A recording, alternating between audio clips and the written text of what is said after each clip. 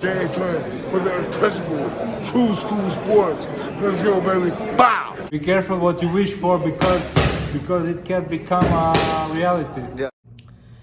The untouchable True School Sports Empire proudly presents something the boxing games are missing. Hey, what's going on? It's your boy BT, and I came here to talk some boxing with the thousands of True School Sports subscribers. All right, so I wanted to go ahead and discuss this particular fighter because I just genuinely feel like he's earned the True School Sports video. He's earned the right to have light shined upon him because I'll say it like this, man. There are certain fighters in boxing that I don't even know personally and that I've never met in my life. But like there'll be certain guys that because of their character and because of what they've had to overcome, I'm proud to have them be part of this sport. I'm proud to cover the sport that they participate in. And that statement would apply to this fighter right here. Because I haven't talked about him a whole lot over the years, barring a couple fights he's had against big name opponents. But I'm proud that this guy's part of our sport because he's overcame so much in his career. And the guy I'm talking about is none other than Brandon Adams. Brandon Adams, he fought this past weekend against the very tough, undefeated Argentinian Francisco Daniel Veron. You know, Veron, former Olympian, 25 years old, guy that's, been in some really good fights. He has a win over previously unbeaten Russian Timur Karavov, who was a dangerous fighter when he fought him. Had a draw against Jahai Tucker. I was at that fight. And not an easy guy to beat because he hasn't been beaten, and he's got a long, rangy, rugged style where he likes to get full extension on his punches. And, there were some things to navigate there for Brandon Adams. And mind you, this is a Brandon Adams that has some really good wins on his resume, and we'll talk about that later on. But I wanted to talk about this fight because this fight is part of a tournament that Overtime Boxing is doing for the 154 division. Brandon Adams is no stranger to participating in tournaments because Brandon Adams won the Boxino tournament, I believe, or he lost in the final of the Boxino tournament to Willie Monroe Jr. years ago.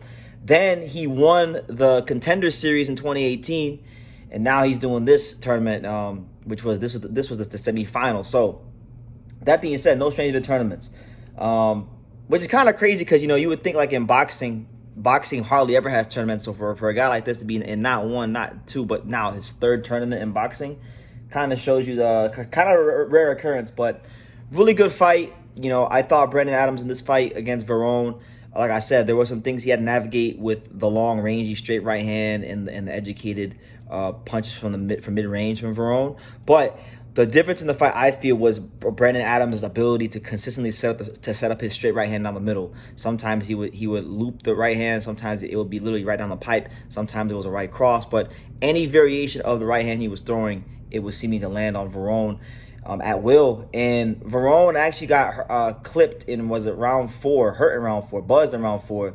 And Adams couldn't miss the right hand. I thought Adams did a good job as well boxing, using the jab off that back foot, setting really good traps for Francisco Veron. And all in all, it's just a very workmanlike performance. And that's 2 wins for him now on the spin in a row in this Overtime Boxing tournament.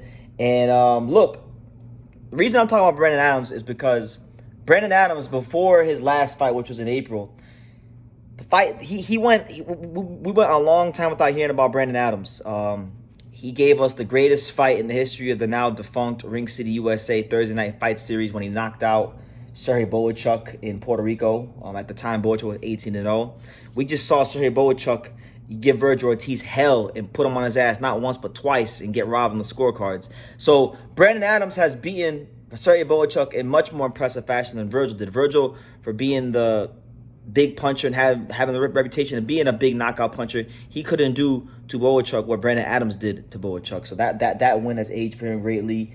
Obviously, we know Brandon Adams lost to Charlo, but he's beating some really good fighters like Eric Walker and Shane Mosley Jr., who's turned into one of the better middleweights out there over time.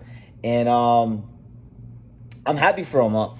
This is a guy that I think, he's 35 years old. He's been sparring everybody and their mother in the time that he wasn't, in the time that he wasn't fighting, that he wasn't getting fights. He was a part of a lot of training camps and whatnot. And he's one of these guys. I can honestly say Brandon Adams is one of these guys that I can say is a product of this shitty business of boxing that we're in. a business that's not fair, a business that's something that many times shelves good, honest, hardworking, well-deserving fighters. And good on him for persevering in his career, because that layoff he had with Boachuk, from Boachuk to his last fight against Ismail Villarreal back in April, that was not his first time having a 3-year layoff. It was his second time having a 3-year layoff. So speaking as somebody who, I know Angelo had a damn near 3-year layoff himself. I know what those layoffs can do to fighters mentally, physically, emotionally, and especially financially. So good on him, man. And I hope Brandon Adams get everything he can out of his career, because this performance he put on Verón was a clinic in how to set up a straight right hand and how to get on the inside of a guy with longer arms. He was just a really educated performance. The best thing I can say about Verón in this fight was I gotta give credit to his durability. Argentinians have a long history of being durable and not relenting under big shots, and he proved his durability. So that's the best thing I can say from him. But Brandon Adams looks like, believe it or not, I would say his last fight, and especially this fight, as he's getting older, I think he's actually gotten better. He's matured into an even better fighter, which I can't say for a lot of fighters at 35 years old, but he just looks like a more self-assured, a more sharper, tactful, complete fighter. And he's gonna be in the final next, and he'll be taking on what was the guy's name? The guy from, there's a guy from Greece, Andre. What the hell was his name? I just had it here in front of me. But there's this guy that Overtime Boxing has signed, a guy named Andre Katsarakis, and I'm probably saying his name wrong, but he's like 14-0, 10 knockouts from Greece.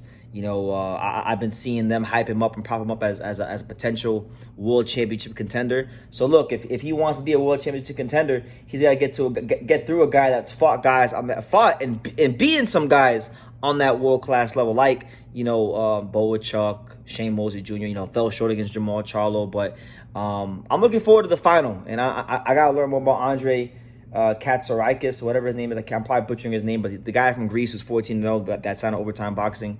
But yeah, Brandon Adams, to me, this past weekend, he's the real story in boxing because of what he overcame and overcoming, being inactive, not getting fights, and just really and truthfully kind of being screwed over by boxing. Because when you watch him fight, you can clearly see that he belongs on that top shelf world class level. I mean, Virgil Ortiz, for all the fanfare he's gotten, did not do as good against Boachuk as Brandon Adams did. So, yeah. Just wanted to get my thoughts there on Brandon Adams.